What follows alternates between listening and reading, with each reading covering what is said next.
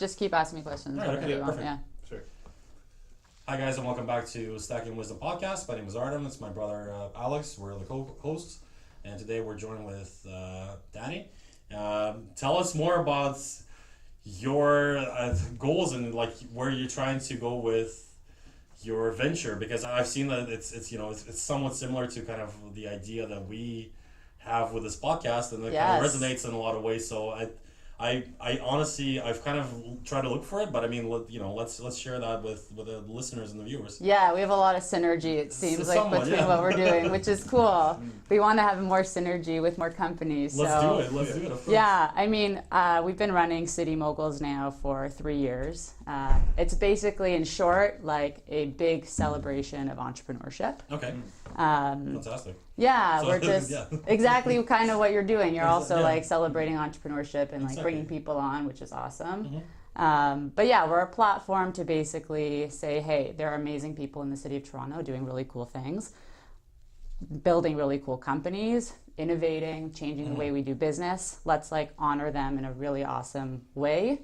And we have them walk in our runway show in the fall, which is really fun. So we get them up on a runway, which is really cool. Nice. And we celebrate, the top entrepreneurs, the top 20 entrepreneurs every year. Awesome. In a fashion show to raise money for charity, really. Fantastic. And that's kind of how it started. What kind of charities do you guys contribute to with that? Yeah, it's all Canadian charities. Okay. Last year we raised $50,000 for Covenant House Toronto. Nice. And we're actually partnering up with them for the next 2 years. So we're back with them this year, and we're excited to donate to. They have a lot of different programs. The one that we're donating to this year is all about mental health awareness and their mental health programs that they do. Sure. Because that's kind of the instigator of why youth are homeless in Toronto. They leave their homes because they have issues in the family. And a lot of them, I think it's about 60% of them are from middle to upper class families, which is really kind of shocked me. Because we're in North America, and you'd think that's poverty would not really be an issue that a lot of people are really dealing with. Yeah, that statistic shocked me. Especially in Canada, which is considered like one of the top 5 countries in the world, really. So yeah, it's crazy. So they're going to Covenant House to kind of get help, and our funds this year will kind of go towards the programs that they have within Covenant House to help those kids out. So we're excited to be donating to them this year. But yeah, I mean, City Moguls really did start with the runway show. That was kind of our main event. That's how it started.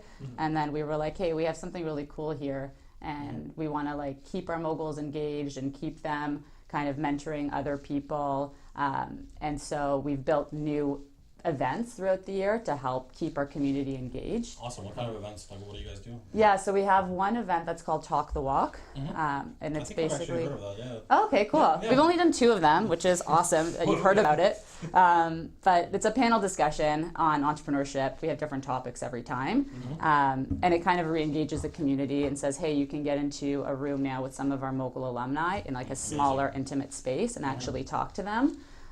Because some of these people are, from Dragon's Den, and they have billion-dollar companies, and they're talking really about. Incredible opportunity, really, Yeah. So we're like, hey, you have an opportunity now to kind of meet them and be in a space and chat with them and hear about their journeys and their struggles and their mistakes and their failures. So we're doing about 3 or 4 of those Talk the Walk events a year, and then those kind of all lead up to our main runway show in the fall. Right. Yeah. And then how you said that it's usually how many people that are put forth in terms of being awarded those awards for being entrepreneurs? Like, who decides on? Great question. Great question. So actually, our Mogul nominations opened yesterday, which is really cool. So anyone, the public can nominate any Mogul. They just have to fill out, they have to fulfill all the criteria on our website. They have to have be in business for 5 years. They have to be an entrepreneur. One of the main things for us is that they have to be giving back in some way, either through like their actual company, or they themselves are aligned with a certain charity or organization, or they have their own foundation. That's like a really big thing, because what we're trying to show people is that as busy as you are as an entrepreneur, there's always something you can do to help do good in the world and do good in the community. So I agree 100%. Especially, I think with a lot of people that have accomplished a lot, it's like once you've gotten those like, you know, expensive things and you realize that it doesn't really give you as much happiness, like what do? Like you kind of want to give back to the community, right? So well, like that's literally like you just nailed it. Like at the end of the day, it's like happiness, and so like how can you just push something forward just to drive revenue without doing good things, of course. and helping other people out. Sure. So that's kind of what our platform's like all-encompassing kind of thing is. So they have to fulfill all the criteria on our website, so people can check that out, and then you just nominate someone who you think is worthy. If they kind of are amazing, they're innovative, they're changing the way we do business in Toronto, or they're just doing something amazing, or they started a really cool company, you can nominate them. We get about like over 250 nominations, and we go through a really rigorous process of selecting them. So they go first stage through our committee, which is about 25 young people who have applied to be on our committee, and then it goes through us as the production team. So there's 4 founding members, and we kind of keep narrowing it down, and then it goes to our board members. Nice, okay. And then we select the top 20, which is the hardest job ever, because awesome. there's so many worthy, amazing people in the city, as you already know, because you interview them. Yeah. But it's really rewarding, and it's really nice to honor these people because they're not really getting celebrated or recognized like a lot at all. Especially, I think the nice thing with City Moguls is that we don't just recognize people once they've made their $1 billion or they're at the peak of their career. We like to honor people that are along their journey who are still doing amazing things, and we see value in them.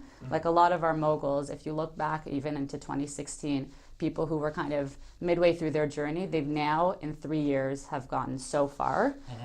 So it's our job to recognize people that are doing amazing things and are going on to do amazing things. Absolutely. So it's kind of nice to see like our moguls really succeed even after they walk the runway. So it totally resonates with us, because I think that a lot of people we bring on the show too, like it's essentially the other 80% that get ignored by everybody else. Yeah. But it's the people that are like totally involved in the communities that are that are actually trying to succeed, that are actually working towards innovating and like creating change in the marketplace. So and on top of that, small business owners are some of the most interesting people to interview, because like so interesting. because oftentimes they're family owned, right? And there's always a great story to tell with each and every one of them. Yeah, and they're doing cool things. So and it's interesting to hear their struggles and challenges too that they've had to like overcome in order for them to kind of get to the point where they're at right now as well. So like we've met with we just chatted with one of our moguls from 2017, and they've completely changed their business model, and they're onto something, a new venture, and they were like, this wasn't working, and we've had to shift things around, but like we're really excited, and this is what we're moving on to. And they moved from like a B2C company to more of a B2B, and they just recognize that, and we want them to come speak on our panel, because we're like, people should know that this didn't work for you. You recognize it at a certain like stage of your, like business, and let's talk about that, because people want to hear about the struggle. And if you're not changing and moving, and adapting, exactly, then what's it all about? It's funny. Yesterday we had a guest actually on.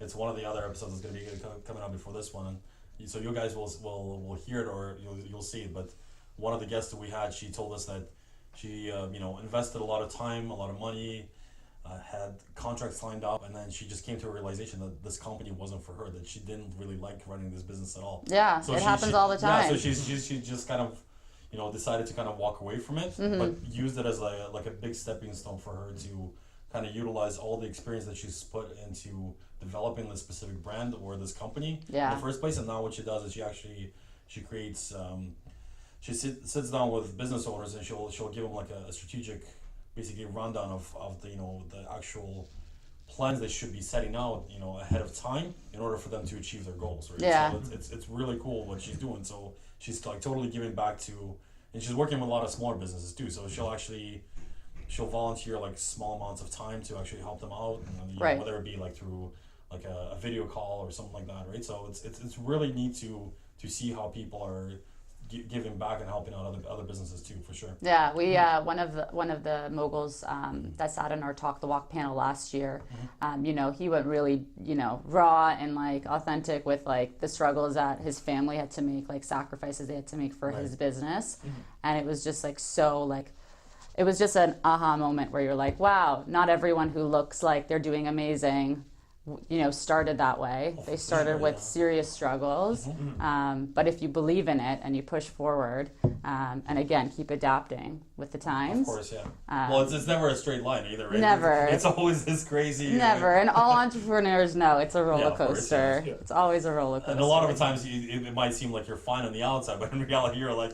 Yeah, you're dying a little bit on the inside. Yeah, like I got off like that too, I think people come up to me and they're like, wow, Dani, like City Mogul is so amazing. And I'm like, I literally haven't slept this week. And not because I don't have time, but because like things are just moving and in my head and ideas are coming and things are shifting the model. And now we're not just this one event, but we're multiple, and we're doing Mogul Media now, which is something that we've started in the past and we're trying to gear up. So what is that? What's Yeah. Mogul Media? Well, we're doing actually kind of something similar. We interview our Mogul alumni, so people who have already walked our runway. And it's again like another way to, because at the runway event, by the way, it's like 500-600 people that come out to that event. So it's hard to talk about all 20 moguls at that event. Of course, yeah. They get to walk the runway. We interview them in a short little series quickly, but you don't get to like hear about their stories. Of course. So we have a series where I myself go out and interview all of the Mogul alumni, and we're kind of ramping that up again now in the summer. And yeah, kind of exactly what you guys are doing, and just chatting to them about what they're doing, how they started, why they started, what they're doing, what their next steps are, and That's amazing. it's really fun. Yeah, it's a fun way to kind of hear about them, because you kind of see some of these moguls. Some of them are really big, and you see them on this kind of screen, or you see them in a certain light, and you kind of idolize them for what they've done maybe. Sure. And now we're kind of getting deep and raw and real talks. And then Hashtag real talks. find the real, the person that they are. Actually, Yeah, we're trying to pull it out of them. Yeah. Sure. So yeah, we're ramping up Mogul Media That's in amazing. the summer. So how would somebody find, like be able to watch it or listen to it? Yeah. What are the different formats that you guys distributed through? Yeah, it'll be kind of like you guys. It'll be on YouTube. It'll live on all of our social media, Nice, so okay. Facebook and Instagram. Amazing. And eventually, we would love to. We'll probably put that into some sort of podcast as well. So Fantastic. yeah, hopefully Spotify and iTunes and all those fun places Excellent, where people yeah. listen to things. Yeah. Excellent. That's fantastic. So I think that it's great, and I think that one of the biggest reasons that we kind of had this idea to begin with is, Toronto is becoming like a really big centralized kind of business hub too. It sure and is. because of interest from Amazon, from Microsoft, and all these big developments that are happening, and like it's kind of it seems like people should be putting like Toronto a lot more on the map, but not maybe just Toronto, because there's a lot of other areas that surround it as well. So oh yeah, it's like, well, Toronto is just like such an amazing city to me, and I know people like. Can I swear on this? People shit all over Toronto sometimes, and I think it's like so horrible because there are so many people that are doing such amazing things. Yeah. And like we just meet the most amazing people. Even just like working with Covenant House and the other Canadian charities that we've worked with, including Canadian Feed the Children, Mount Sinai Hospital, and they're just such great people in the city and who work so hard to like do good. And I'm just like, Toronto's so amazing, like let's like build it up more, like let's keep going. It's like, I don't know why, I think there's a stigma. I think maybe there's just because if you go outside of Toronto to like any rural areas, it's such a big contrast, right? And I think it's not even the hate itself, it's more of just like those guys are kind of snobby, and then like let's kind of brush them off. Yeah. I think that's sort of why, Toronto gets that kind of perception. Yeah. Well, that's the thing, and that's also kind of what we're doing with Mogul Media. We're like, hey, these people look like they're so amazing, and they're doing really great things, and their life is perfect, and Instagram looks perfect for them, and all of these things. And then we're like, no, like these are people. We're all human beings, and we all, a feeling that you have, another 10 people are feeling that thing, right? So it's like, let's just get real with people, and then you see that there's all the same kinds of people in Toronto that are amazing and not snobby. For sure. I think people just in general, they just have kind of the same tendencies and same goals, more or less. It's like, I think the whole thing with like, the fakeness of Instagram is kind of coming to an end, because not maybe to an end completely, because there'll still be that, portrayal and the image of certain things that people still try to push. Yeah. You know, but I think that the fact that, you know, the realness is sort of starting to come out a little bit more, that in itself is something that should be, you know, to some extent celebrated too, because it's like, yeah, like, you know, they started off, you know, with no resources, and for example, they struggled for many years, and nobody's really helped them, you know, and then they kept, you know, pushing away at it, and they were able to accomplish whatever they wanted to do, right? So Yeah. so then, like, we should be talking about those journeys. We should be talking about those struggles, right? Yeah. Just to kind of put it in the perception of other people that, you know, it's not just like, you know, oh, I decided to launch a company, I'm an owner, right? Like, Sure. all of a sudden, like, you start making millions, right? Yeah, I mean, exactly. it does happen, but for the most part, that's not how it works, right? So Well, yeah, and we have moguls, like we had Sarah Wells, who's an Olympic hurtler. She was in our runway show this past year. And I think, you know, people are like, wow, like an Olympian. And she's gone through a lot to get where she, bet, you know, yeah. like, it's not like everything was just handed to her. And she made the most of it, right? Like, she took things as they came and just kept taking and growing. And that's, you know, like, everyone has their story. with Like, any athlete, I think that, you know, they go through so many struggles specifically before they can even make it to that pro level. Because Oh, yeah. there's so many people that try to push for that, and they never even reach it, right? yeah, But it's hard. a Sports lot is of the hard. times they're just as talented as the people that make it. It's just those people that made it can be a little bit, you know, just have a little bit more luck on their side or something, right? So Yeah, that's a tough industry, sports. no, for sure. Yeah. I would not want to be there. I mean, like, kudos to everyone who does that, but Yeah. that's tough. Well, Yeah. it takes a toll on your body most times, right? And then just you walk away by like age 30, 35. And you're done. Well, I grew up competitively dancing. Okay. That's actually like the roots of how City Moguls started, if you will. Awesome. Okay, so tell us So- more about that. So tell us more about the beginnings and Yeah. how did you sort of, you know, progress from the starting point to kind of where you are now? So, I mean, we can go back really far to when I met Victoria, one of our founding members as well, at U of T. Right. We were dancing on the dance team there at U of T. Okay. We became captains of the team. We were Nice. like, oh my God, let's do something really cool with this team, because we had all these ex-competitive dancers. I don't know if you know anything about competitive dance, but it is like a serious sport. For sure it is. It's like, it is hardcore. Like, I was in the studio sometimes like 15 to 20 hours a week. But it was amazing. It taught me a lot of discipline. I loved it. I still teach dance on the side. Amazing. Okay. It's something that will always be a part of me. But yeah, we were like this team, like, let's do something with it. So we would like run these really like fun like pub nights and fundraisers, and we were like, oh, we like running events together. Like, let's do something even bigger. And we kind of came together with another founding member, and we were like, let's do a charity event that kind of showcases the arts community in Toronto. Nice. Okay. So we booked a theater. We had no idea what we were doing. We're like, let's just put on a little show and get our parents to come out and buy tickets and get a few sponsors and see what we can do. Right. And we ended up getting, you know, some people from So You Think You Could Dance to come on when Nice, that was nice. big in Canada. And we got some local dance studios, and we got fashion designers. So we did like this whole fashion show, dance music collaboration show. Amazing. Okay. And we were like, oh my God, this is really cool. And we raised like $5,000 for a charity. I think that was when we did Canadian Feed the Children that first year. We were like, okay, this is cool. Like, we learned how to like budget for a show and get people involved and sell out a theater. Like, that was pretty cool. Yeah. So we did that for a few years. And I think that was kind of like, at the end of university when we left, we're like, okay, we need to kind of go back and adapt this differently now that we're in a different part of our careers. Sure. And that was kind of the birth of City Moguls. So at our last show in university of this one, basically one of our designers didn't show up. So we were like, oh my God, we have a whole like 10 minutes of a show to fill right now. So I got my boyfriend at the time. Victoria got her boyfriend at the time. We got all of these guys. I got my cousins. I got some friends, because it was a male runway show. I was like, who's wearing a suit? Come backstage. We got a 10-minute slot to fill.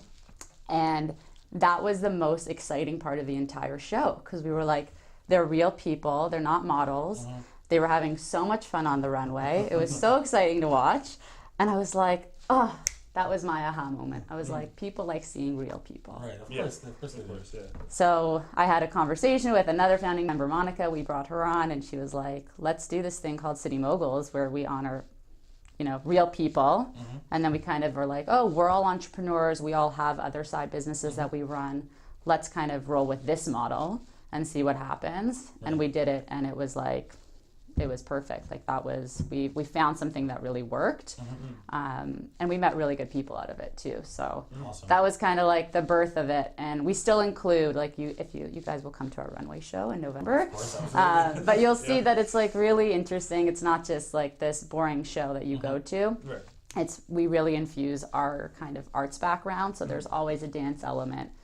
There's always music. There's always something cool or different. And I think that's what kind of sets us apart from other charity events in the city, because I don't think anyone does what we do. You're trying to make it like bring the excitement to it as well, and like the entertainment factor, right? And like just it's so exciting. It sounds like it's not like it's just like your typical charity where just people just show up and let's bid on some items, Yeah, exactly. It's like, let's just have a dinner and talk about stuff and white linens in a big hall, and we do something really unique. Nice, I think we've really found our model. But yeah, that's kind of how we started. It was just like kind of organic, where we were like, hey, like all of these guys walking the runway, this is like the most exciting. People were cheering and they knew people. Nice. And it wasn't just, listen, I love the fashion industry and I think it's great. And we do a lot of work with the fashion industry in Toronto Fashion Week. Sure. Well, what kind of work? Like, how do you guys integrate that sort of into your business? Well, separately, we have City Moguls, and then separately, Victoria and I run an event planning company called Stratus Events. Okay. So we do a lot of work with Toronto Fashion Week, and we're actually doing a couple City Moguls events, hopefully within Fashion Week this year, which is kind of exciting. Awesome. Okay. But yeah, we. That's kind of like that's my other company. No, so we have. Fine, but tell us more about that, because that's what we bring people on. We want to hear about their like everything that they're trying to involve themselves into, but at the same time, like it allows you to kind of put it out in the open too. No, right? totally. Yeah. We have an event planning company. We do mostly like corporate events and charity events, but. The thing that we kind of do, which what I was telling you about, is we put our own kind of spin on all of these events, because we have this arts background, so we always come up with really fun ideas. But we do about 10 events a year right now, and we love doing it. And it's like, we just like love logistics, which is like so funny to say, because I don't think anyone is like, I love doing logistics, but we actually do. It's probably the factor that that you're always doing something new, something kind of different. Yes. Right? But that's probably what makes it exciting for you Yeah. guys, because it's like you're not like stuck in an office kind of doing this. Totally. And I worked in the corporate world, and it was great while it lasted, but I think going from all these different events, like event to event, is really fun. Like we helped do the Canadian Arts and Fashion Awards. Okay. So we've also kind of just, again, like fallen into this kind of fashion world. Sure. And it also happened authentically. I think a lot of people are going to school and they're really excited about going into something very specific. But things sometimes just happen. It usually never works out that way. Yeah, I don't know anyone that's like, I went to school for this and this is how I came out. And I'm doing the exact thing that I went to school for. Unless you're becoming a doctor or a lawyer. Yeah, exactly. I was just about to say that. Yeah. And even or so, an engineer or something, right? Something like that. And even so, it sometimes doesn't work out. But I went to U of T to do political science and Jewish studies. Okay. Not doing anything with either of those things. Very specific. Okay. I'm not going into politics. I'm not going into research. So it was kind of just like an interest. But yeah. So how did you get into like the corporate world, and like what did you do after that? Yeah, right as I was in I think it was my second last year of U of T, and I did my undergrad really slow. Right. I did like the first, I went abroad for my first year, I came back. Nice. And then I went to Israel. I went to Hebrew University for a year. Yeah, they have like an international school there. And that was like amazing. And I learned a lot. And I was like, I want to change the world, and the only way to do it is to become a politician. No. I know they like suck you in, but no, it was really interesting. I loved history, so I kind of did the religious studies thing too. Awesome. And so I did that really slowly. So in my 5th year, I was teaching dance, and I got offered a position to go work at an event production company. So I did that for about a year and a half, and then I got offered a position at the Roots head office. Awesome, okay. And that was super corporate for me. Like, I'm sure people who actually work in corporate are like, that's not corporate. But that was as corporate as it got for me. But, it was a 200-person office, and, meetings and hierarchy and bureaucracy to get through to There's get always, things done, of and course, so politics, right? lots of politics. Well, it probably helped you because you had the political background. Yeah, it steered me very, very far away from politics. Yeah. So you kind of started off with politics, trying to go away from it, but went back into politics, right? Yeah, hilarious. Yeah, well, politics never really leaves you. I know. I'm just. But you're right, 100%. Yeah. I went into that, and then I was there at Roots, and then I left and I went to work for an experiential marketing agency. That's okay. And yeah, like I think being at different companies helped me like learn a lot about what I was doing. And I think, and this is really funny, whenever I was at these companies, I was always working on a side hustle. I was always working on City Moguls on the side. Right. And I think that was like, it clicked for me at my last job, which I left about now 3-4 years ago. I was like, I should just be doing this full time. And I was, I took a leap of faith. I always knew that I could always go back somewhere. Right. So you can always go back and work for someone because there's lots of opportunities, especially in Toronto. But you can't leave and say, oh, I never left and I never tried. So I left and I tried, and it's working out for me really well. And we have some really good clients for Stratus, for our event planning company, and City Moguls now is really flourishing. So I'm very lucky, but it took some time. It took a lot of time. That's really, really cool. What are some of the most who are some of the most memorable moguls that you had, and like what were some just experiences that you had, like with them being on the runway and mogul media, you said as well? Yeah.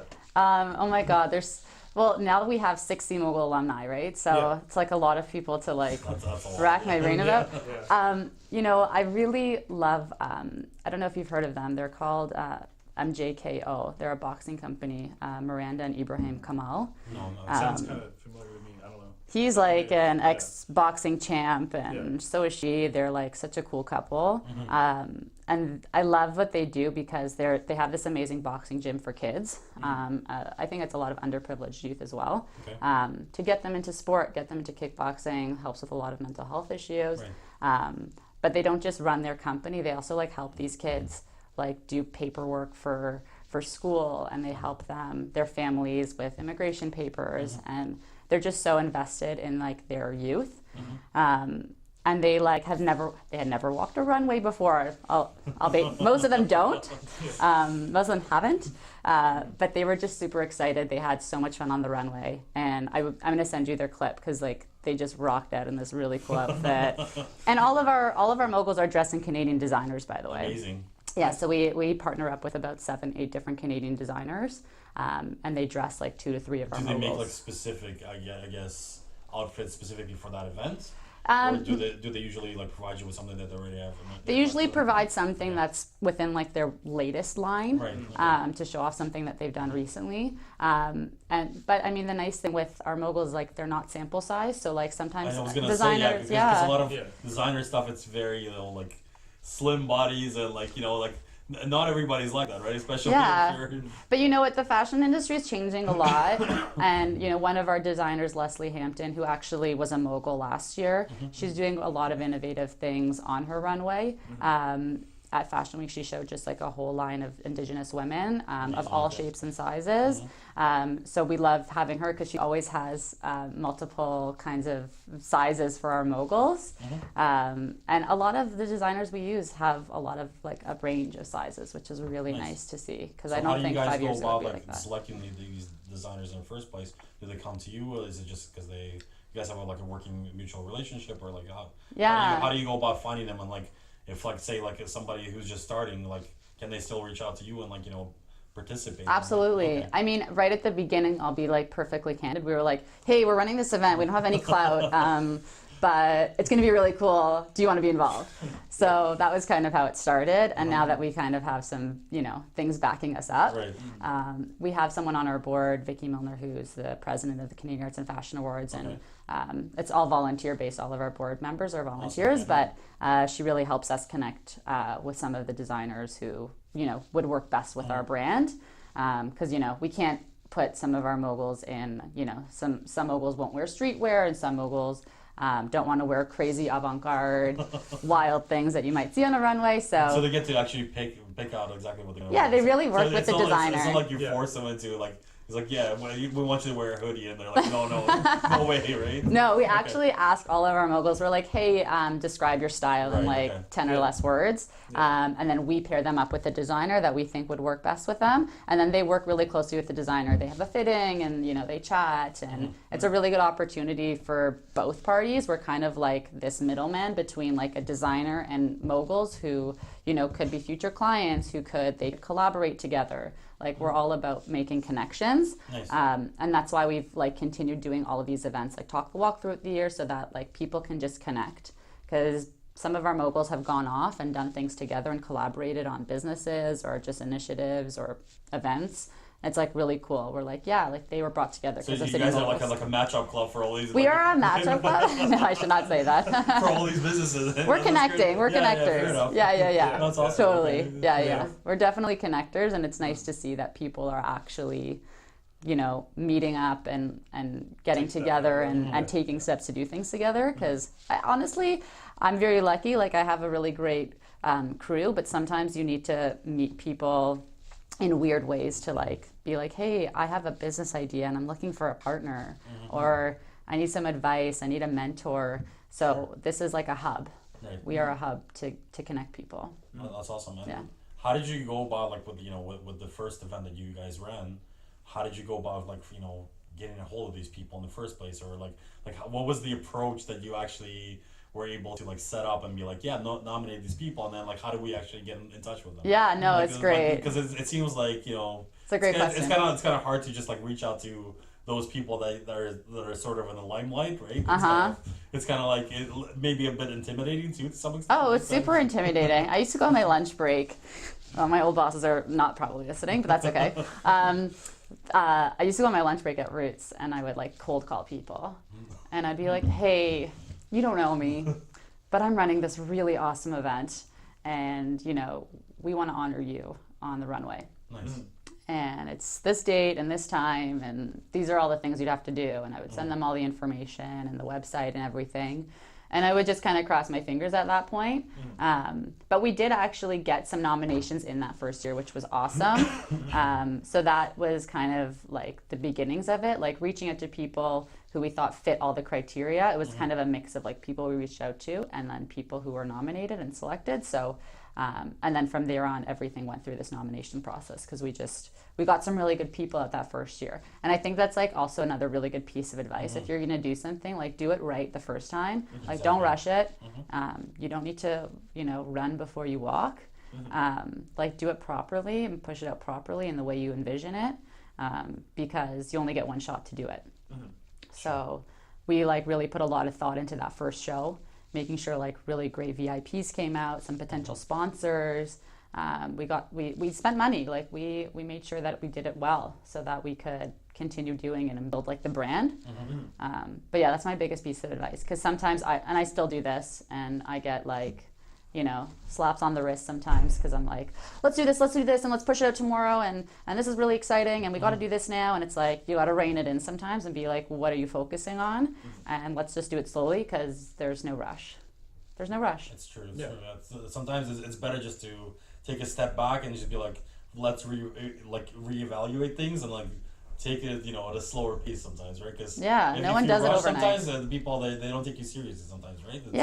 And I think that's also like, it's really nice because I learn a lot too from the Talk the Walk panels, and I think that was like a main theme with both of our panels, even though they were on completely different topics. It was just like, don't rush things. You don't need to do things overnight, and just let things happen. Because I think a lot of people that's one of the things we keep stressing on our show is that. A lot of the times you kind of have to craft like a long-term strategy, and a lot of people they all want the short-term gratification, and it doesn't work that way.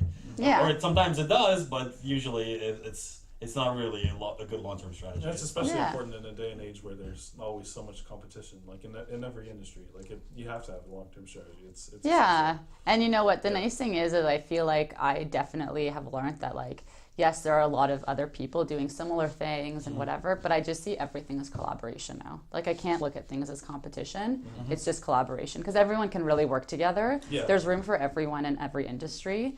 And I think that's like the hindrance for some people. They're like, oh, they're already doing this, and I could probably do it better or differently, but they're already doing this. And it's like someone's going to be doing something similar, if not the same as you.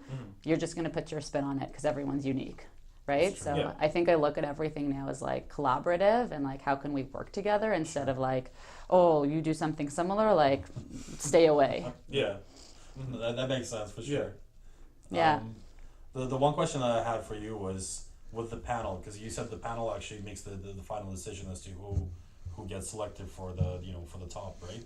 For the top selection. So talk about a little bit more about the panel itself and how do you guys come about bringing these people on and in the first place? Like, where do you pick them from? Where what are their backgrounds? Like where do they what are their qualifications kind of thing, right? So yeah, we have about 8 board members, and all of our board members are from different fields. So they kind of fulfill almost kind of like what all of our moguls fulfill, because our moguls are from all different industries: media, finance, health and wellness, sports, entertainment, fintech, anything. So it's really, really broad. So our board members kind of fill all those kinds of niches. Sure. And our board members are kind of the, head honchos of their industries, if you will. So we have like the top people from fashion, we have the top people from marketing, we have the top people from SEO, we have the top people in charitable organizations. So yeah, I mean, I think it's just like a really strong group of Toronto powerhouses that we've kind of curated. And they've been really loyal to us and have stuck with us for the last 3 years.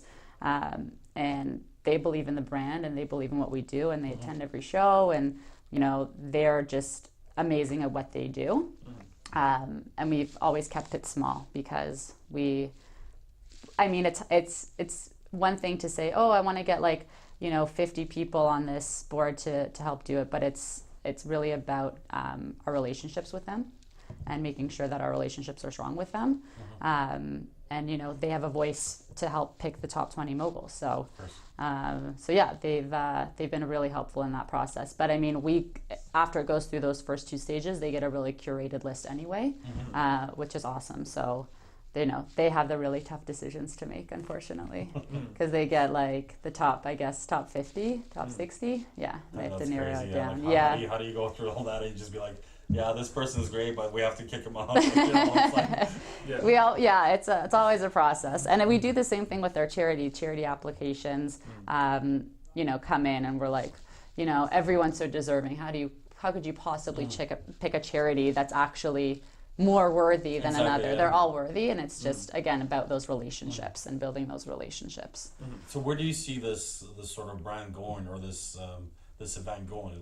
Do you see kind of growing outside of Toronto and going to other bigger cities like Vancouver? We might have some plans to be doing that. They might be in the works. I can't divulge everything right now. You don't have to give us the full breakdown. I just kind of trying to get a sense of what's happening. How are you guys trying to maybe grow a little bit? No, totally. Yeah. I mean, listen, honestly, we would love to grow nationally. That again, we're all about doing Canadian stuff. I don't know if we would ever go into a different market, but we would love to do a City Moguls Vancouver, City Moguls Montreal, City Moguls Ottawa, all these cities that I think would really benefit from having our event there.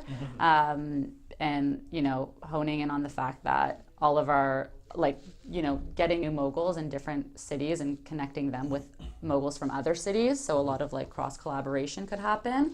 So that's really exciting to us, and I think we've gotten a lot of feedback that we should definitely go national. So we're working on it. Again, it's that nothing can happen overnight kind of rule, but we're working on it, and we're trying to build out our mogul media platform a little bit and get that going more online. So there's a lot of things we can do with our platform right now. Again, it's just being okay, let's focus on 1 or 2 things instead of being oh my God, we have all these ideas. So I'm very excited that we will eventually go national.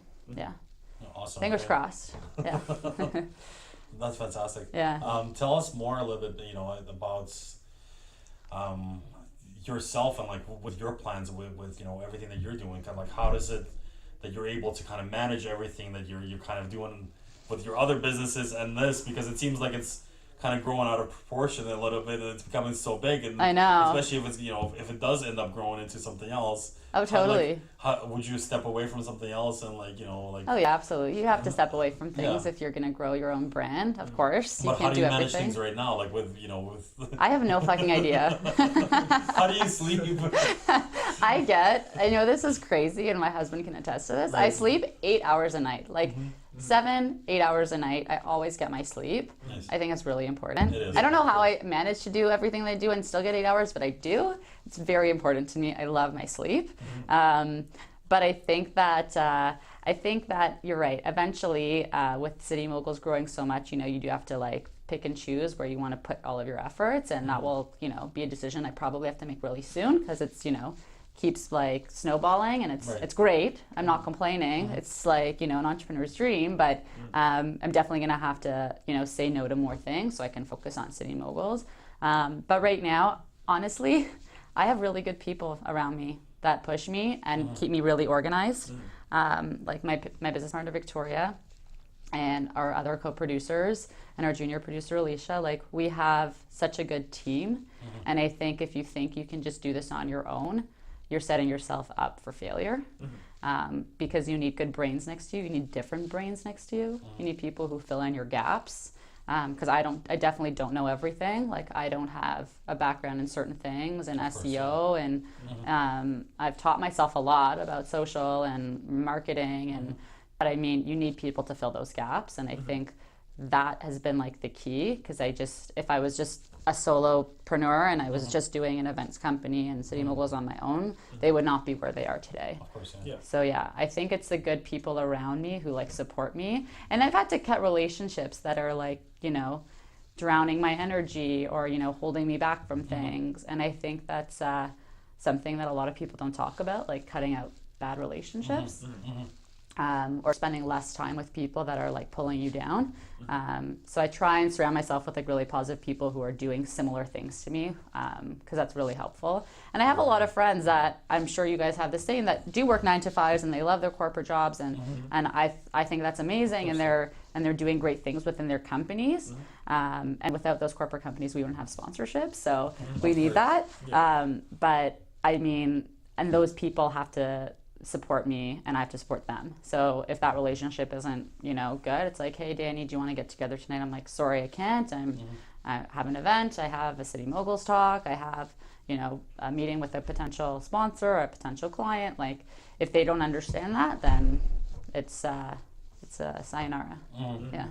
So I think that's also something that's really kept me going, is people help steering me in the right directions, or just supporting me along the journey, and letting things happen as they come.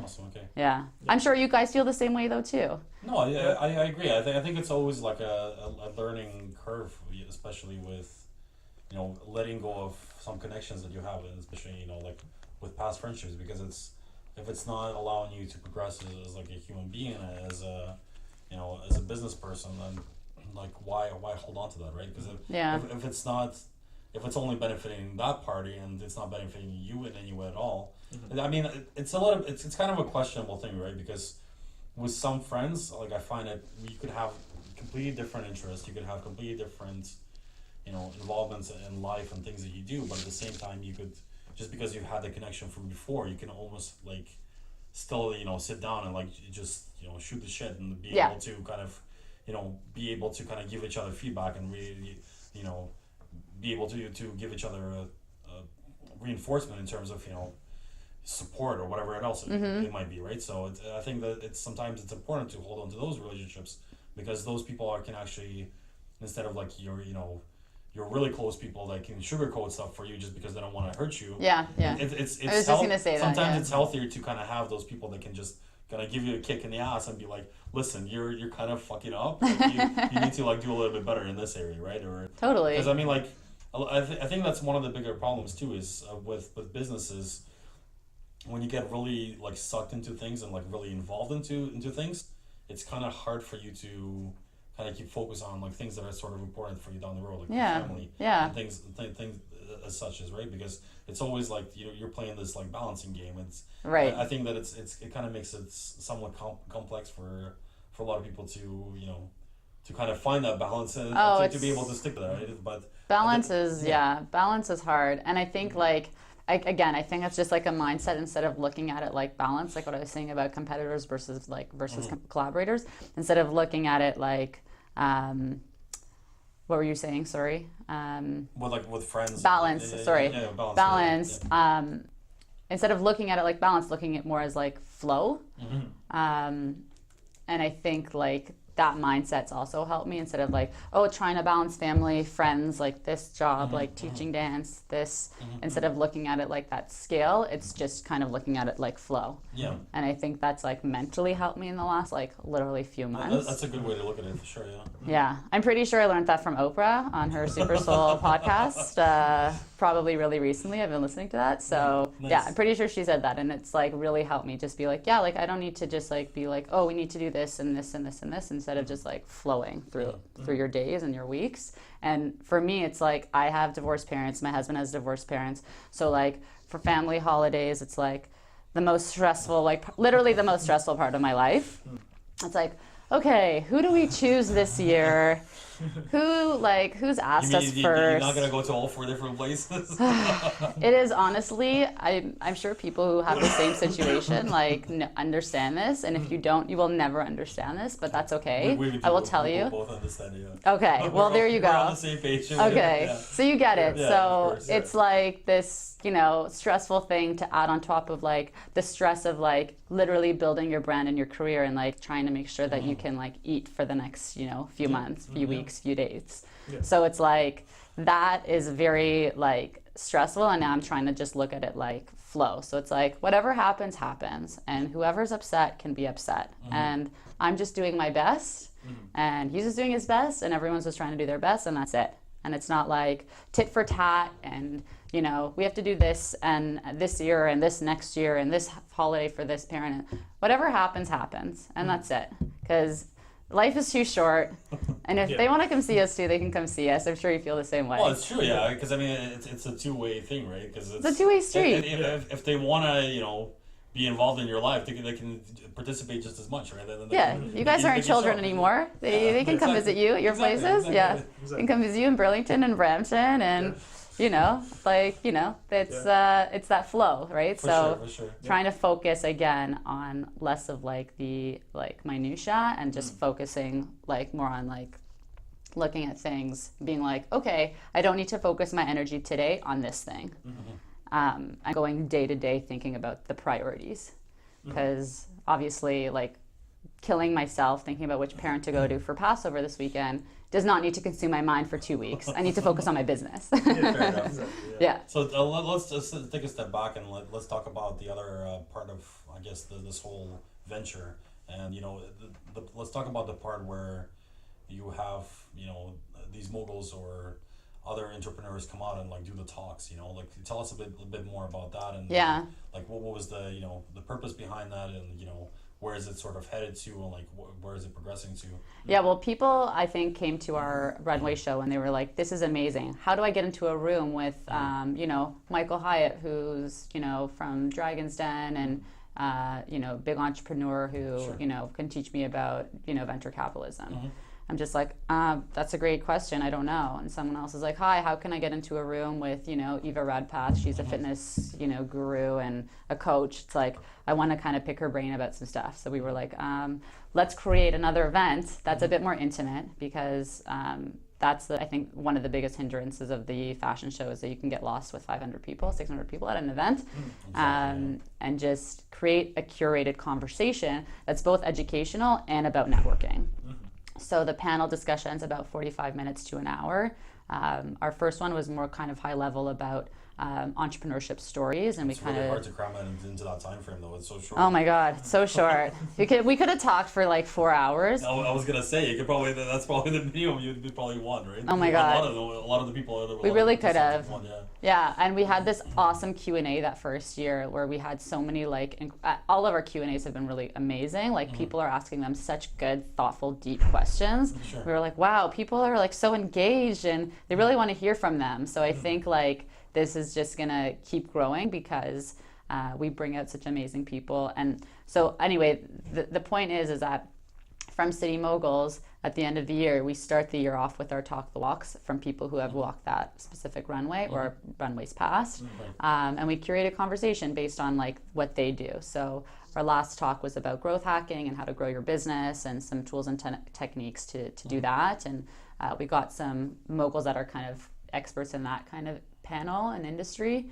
And then, you know, we're doing a Talk the Walk in June. We're doing another one in September. So again, there'll just be curated conversations to help people like get educated on a certain topic, like hear about some people's journeys, some struggles, like tips and techniques, and just like hear really interesting discussion, and then gives them an opportunity to have a really awesome Q&A. And then, you know, our panelists stick around for a while and they get to meet some of the guests and people in our community who want to talk to them. So You we're guys really record these events? They like, is it Yeah. available anywhere? yeah, Okay, awesome.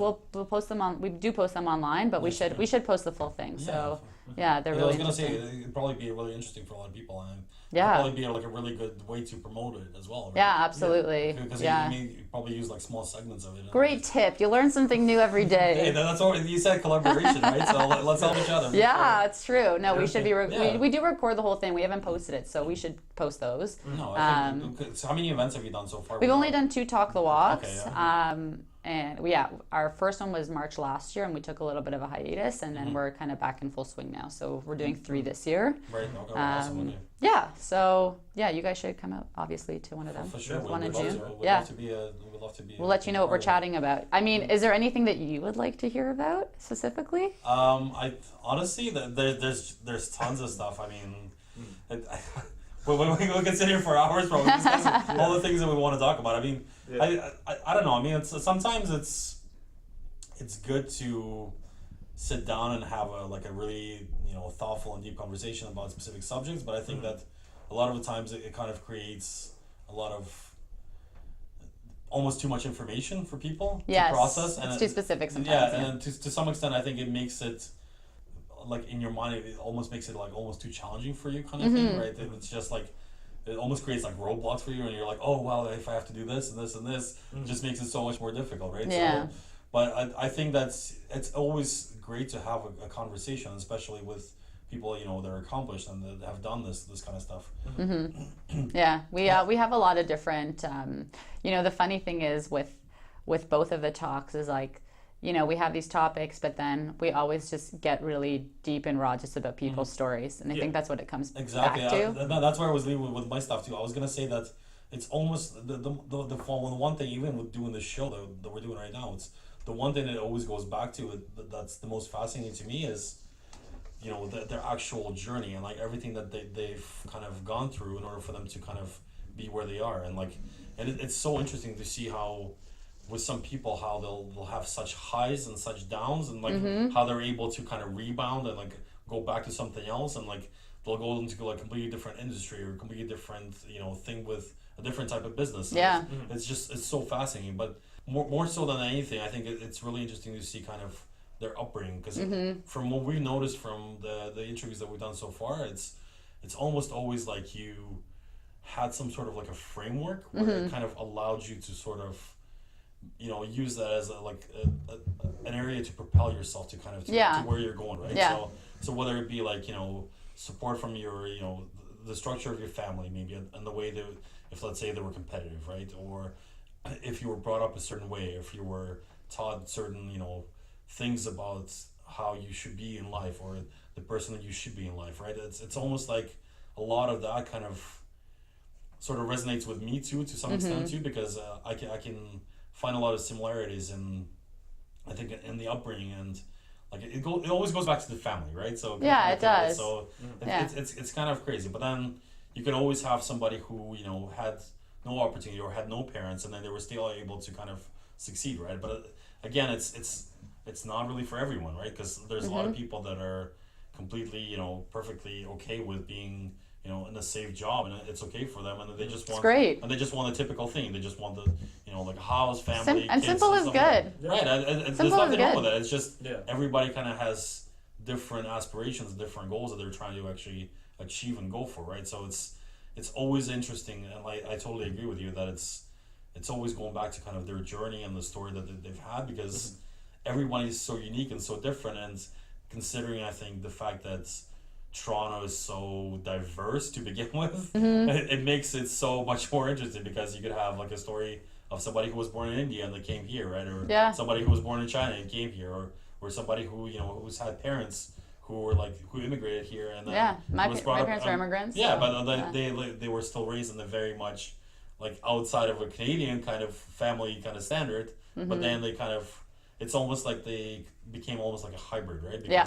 Because of the influences they had from their friends and you know the external factors and whatever their family kind of instilled in them as well. So Yeah. it's always I think that's really the most fascinating thing. It really is, and I Yeah, think that yeah. like it really just like I think people are like, yeah, I'm excited to go talk about this business thing with these people, and I'm excited to hear about where they are now, what they're doing, and then we get really deep about their journeys, and it just makes everyone look so human, and I think that human aspect is like the most exciting. For sure it Yeah, is. for sure. Because I think that a lot of the times people kind of put other people on pedestals, Mm-hmm. and they almost it's almost like they become well I can never achieve that because you know they've done so much. But then when you actually track back and listen to their story and all the things that they had to deal with, you know, challenges and all the things that they've had to overcome. It's like Yeah. one baby Yeah. step at a time. Yeah, Yeah, exactly. exactly, yeah. And I mean, that's the other thing with our runway show. Like, we are really celebrating these people and putting them up on a pedestal, but you know, they are people that kind of deserve this recognition. And then that's why we're kind of doing all these other things now to being like, okay, let's bring you back down to earth and learn a little bit more about your journey. Because, you know, we put you up as this person who's doing amazing things, innovative, you know, your business has grown twofold, whatever. And, you know, let's like talk now through Mogul Media and chat about your struggles. Let's have you on a panel and tell your story to a bunch of people, strangers, you know? So I think that raw human thing is really what we're all about at the end of the day, and I think that's what, you know, people are really looking for. So let's go back to the outside of City Moguls and let's talk about you and the business that you're involved in. Can you tell us a bit more about the industry itself and like what's happening with it? What are some of the changes and like, you know, what are some of the happenings that are, you know, taking place in that kind of industry, right? Because we kind of always like to kind of hear back from people because it's interesting to see other people's perspective on what's going on in their specific industry as well. I mean, I feel like I don't work in a specific industry. No? I feel like I work in like an event industry and the fashion industry, Right. and then I work like by myself as an entrepreneur with like no like people in an industry, even though there's a whole industry of entrepreneurs. And then I feel like Let's drop the word industry. yeah, Fair like enough, okay. I don't even feel like I Sure. work in a specific industry anymore. Right, yeah. I just feel like I'm again like We're not using the word collaborating. industry, remember? I'm sorry. I'm collaborating with a bunch of different people. Right. Yeah, it's kind of funny. I just like work across all these different like Spectrums. yeah. It's so I think I don't know anything about where things are moving. I can predict, but Sure. no one really knows at the end of the day. And again, it just goes back to that like focus every day on things that are like prioritizing Sure. for me or things I need to prioritize. But yeah, I mean like again, I couldn't even tell you like what my I can't say industry now. What my particular just said job is kind of going and where it's headed and what's happening right now Right. because I just feel like it's like all over the place. And then you know Well, what's happening with fashion? Because I like you were mentioning, right? There's a lot of seems to be kind of going back to the roots and like whether it be like, you know, even going back to like you know the culture of like Native Canadians, right? Yeah. And stuff like that, and sort of integrating that. I've seen kind of a lot of stuff being brought back from, you know, from the native cultures that's sort of being integrated in a lot of things that are in like fashion now, right? So yeah, I think also fashion has become so much more inclusive. I think it used to be like, oh, like I could never attend a fashion show, or I don't have any, like, everyone wears clothes. Everyone's involved in fashion. I don't think they realize it. And I think the fashion community back in the day was like this, like, elitist kind of thing where you couldn't really be involved in it. And I think it's become so much more inclusive. Right. And especially with the Canadian Arts and Fashion Awards, like, they're doing things nationally with Canadians to help designers grow, become international, get them opportunities, recognize them. And I think, yeah, people like Leslie Hampton who are doing things with Indigenous models and designs is like, to see that on a Toronto Fashion Week runway is like amazing. Like I really feel like we are in the best time for fashion. It's so cool, and I really like to see that like Canadian fashion is growing. Like it makes me really proud. That's awesome. Yeah. Do you find that maybe that's only in North America though? Because like anywhere, because I think like when you look at the society itself in North America, it's become very almost like reserved in a lot of ways, and like it's kind of afraid to kind of talk about any kind of issues that might affect it in long terms, especially specifically in regards to business, right? We don't want to make this show political whatsoever, but considering you have a politics background, right? So, well, I'll keep it really short and simple. Is that I don't know enough about I think like the European fashion culture currently. Like I don't know what the status is right now. Like I don't have the opportunity to go to fashion weeks in other countries, especially in Europe. But you know what I do know is the Canadian fashion scene is changing, and I think that like it should. People should be modeling after the Canadian fashion scene right now because people are doing amazing things, and there's companies like Wexley who are doing vegan like outerwear. You know, they have like a whole program now to like trade in your fur coat for a vegan coat, which they're amazing, and I have one, and it's like, wow, I didn't know that I could wear a jacket and like also be tell us more about that. Saving animals. Like this is cool. How do you get a vegan coat? Yeah, it's awesome. Yeah, it's I mean, there's a lot of brands that are doing this now. Wexley being one of them. But there are so many brands that are doing like really like thoughtful campaigns and thoughtful things with their brands. Again, like going back to what we're doing at City Moguls, to do good, to like make an impact and like change the way that we're doing business, and obviously doing fashion and making fashion. And people are doing a lot of things here in Canada.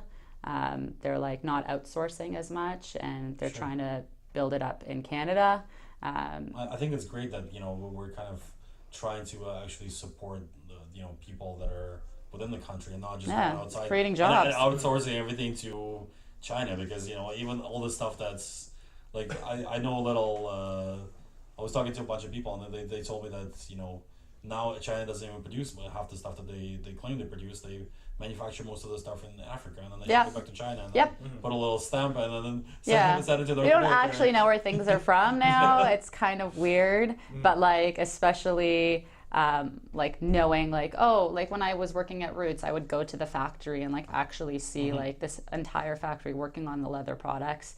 And yes, like again, this is where collaboration comes. Leather has to come from Italy or wherever it comes from, and but like we're creating jobs here, and we built a factory here, and I think that's really cool. Like I think we need to like recognize that more. No, for sure. I think I'm totally down for helping Canada, because I think we always get overshadowed by the US in a lot of the ways, and it's kind of totally like even the reason for the show too is because we kind of want to put a lot of people. Yeah, on the I map love too, this. right? This is great. Yeah, this it's actually what it's called. It's called the Red, White, and Moose. Oh, I love that. That's we very actually cute. had the artist on the show too.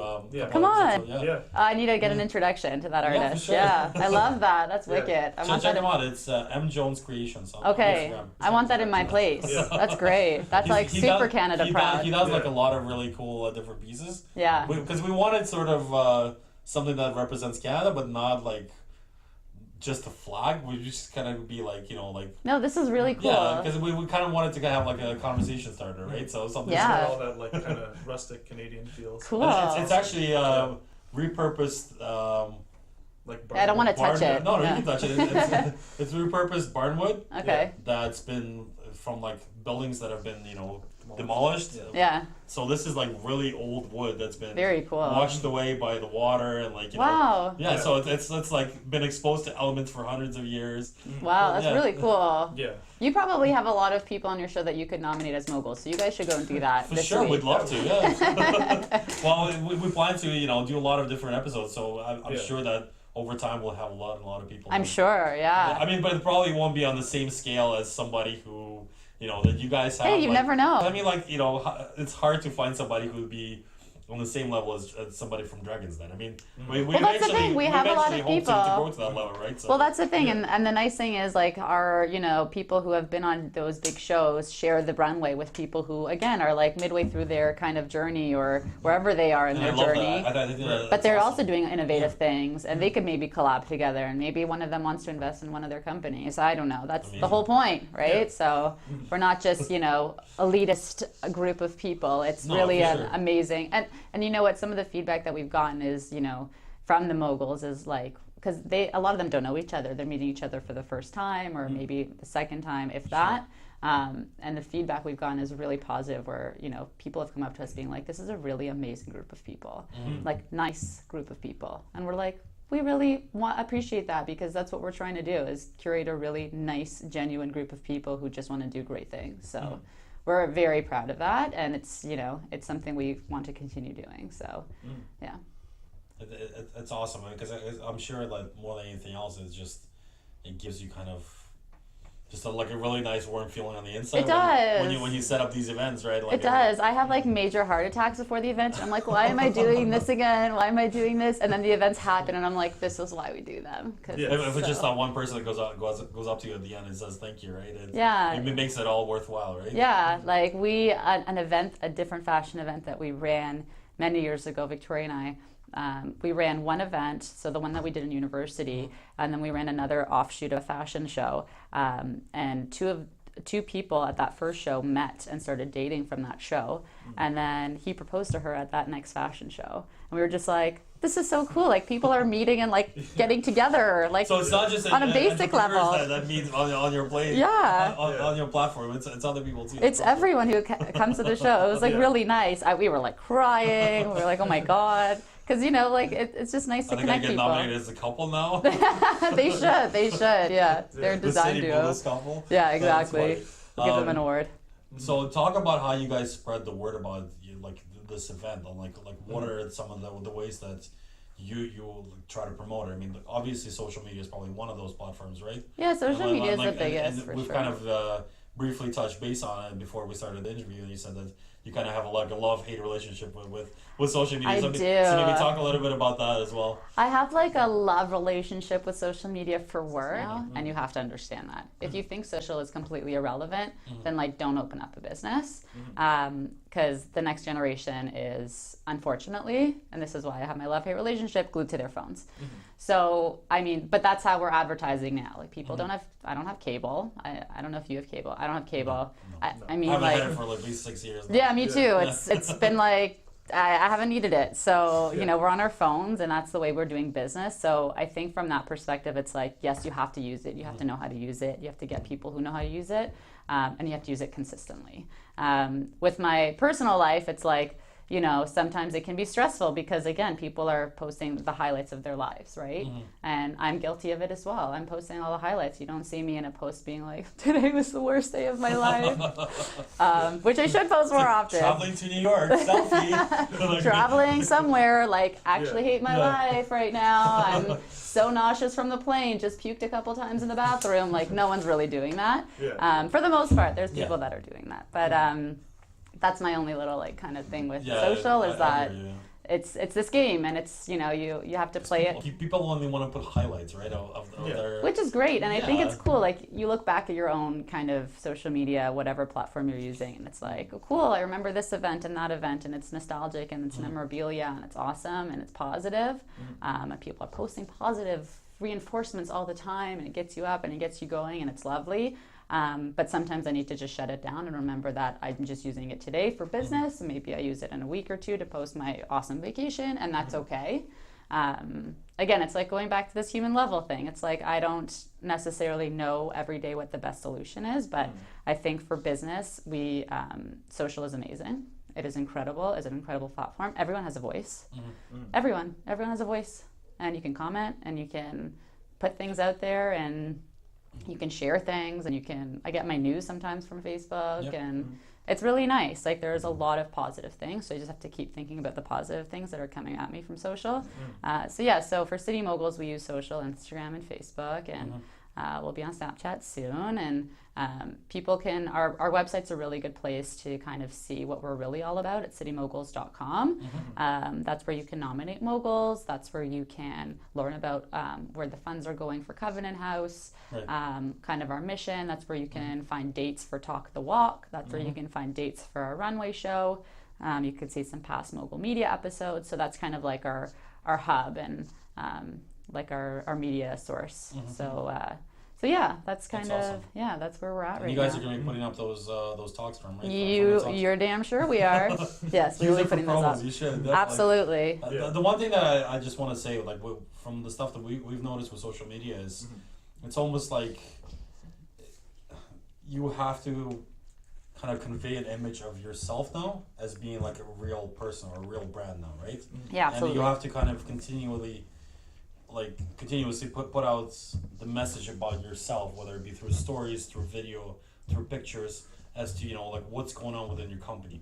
Because a lot of the times you can have people that will actually come on onto your social media, they'll look at your stuff, and you won't even know about it. Absolutely. Right? So and it's like you're putting out this portrayal of your image. So I think that when you do this continuously, people get almost like an image of, they're actually doing a good job because they're actually taking the time to do this. And I think with the new generation up and coming, it's going to be the standard. And I think for a lot of people... It already is a standard. I teach children dance, and they're all over this. Like for a lot of people, it's just like, I have a Facebook page. I updated it 2 years ago. It's like why do you even have it? Like why do you even link it, right? So it's like... But it's also connecting that older piece too. Like we're also on LinkedIn, and like we like using that platform too. Like I think it's really resourceful. LinkedIn's really underrated for sure. It's super underrated. I don't know why. It's like one of the best platforms to get organic growth on. It's amazing. Yeah, it is. It's all organic growth, which I love. I mean, you can pay for some things here and there, but it's more expensive than Facebook. Way more expensive. I'm learning that as I go along. Yeah, definitely. Not putting well.